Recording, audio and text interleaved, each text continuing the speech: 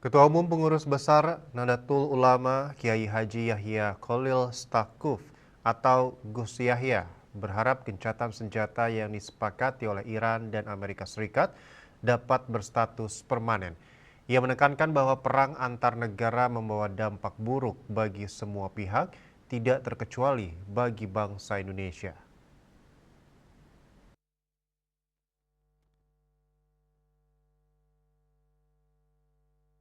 Dalam konferensi pers di kantor PBNU Jakarta, Ketua Umum Pengurus Besar Nahdlatul Ulama, Kiai Haji Yahya Khalil Stakuf atau Gus Yahya berharap gencatan senjata yang disepakati oleh Iran dan Amerika Serikat dapat berstatus permanen.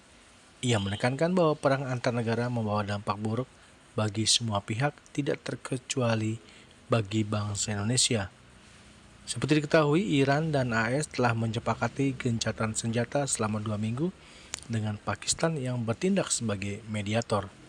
PBNU mengapresiasi langkah strategis Pakistan yang berhasil menengahi konflik kedua negara tersebut. Menurut Gus Yahya, keberhasilan ini patut diapresiasi dan disyukuri oleh masyarakat dunia.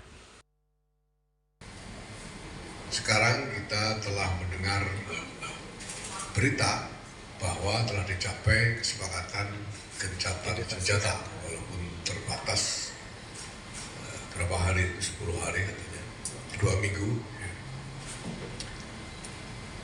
Maka pada kesempatan ini saya ingin menyatakan apresiasi dan terima kasih kepada kepada pemerintah Iran dan Amerika Serikat yang telah berhasil mencapai kesepakatan gencatan senjata ini.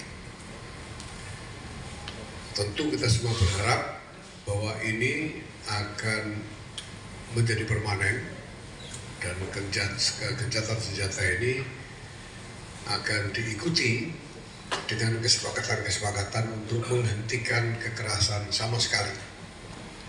Dan dari berita-berita yang kita dengar juga bahwa wacana tentang dihentikannya kekerasan dan permusuhan itu ini bukan hanya terkait antara Amerika dan Iran, tapi juga di seluruh kawasan Timur Tengah.